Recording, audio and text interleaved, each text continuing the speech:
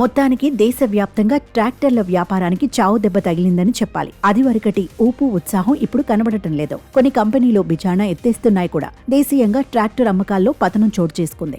గ్రామీణ ప్రాంతాల్లో డిమాండ్ తగ్గడంతో ఏడాదికేడాదితో పోల్చితే గడచిన ఏప్రిల్లో ట్రాక్టర్ విక్రయాలు 11% క్షీణించి 79,288 యూనిట్లుగా చోటు చేసుకున్నాయి. 2012 ఇదే మాసంలో 89,201 యూనిట్ల అమ్మకాలు జరిగాయి. 2023 మార్చిలోనూ 82,856 యూనిట్ల అమ్మకాలు జరగ్గా దీంతో పోల్చిన గడచిన నెల డిమాండ్లో తగ్గుదల చోటు చేసుకుంది. 2023 ఏప్రిల్లో మహీంద్రా అండ్ మహీంద్రా ట్రాక్టర్ అమ్మకాలు 10% తగ్గి 35,938 యూనిట్లకు పరిమితమయ్యాయి. ఎస్కార్ట్స్ కుబోటా ట్రాక్టర్ల అమ్మకాలు 5.5% తగ్గి 7,252 యూనిట్లుగా నమోదయ్యాయి.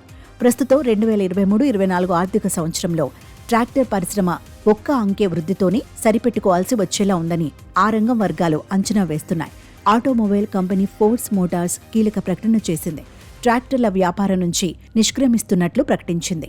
ఈ ఆర్థిక సంవత్సరం చివరికి ట్రాక్టర్లు అనుబంధ కార్యకలాపాల నుంచి వైదొలుగుతున్నట్టు వెల్లడించింది. బోర్డు సమావేశంలో ఈ మేరకు కంపెనీ బోర్డు డైరెక్టర్లు ఈ నిర్ణయం తీసుకున్నట్లు తెలిపింది.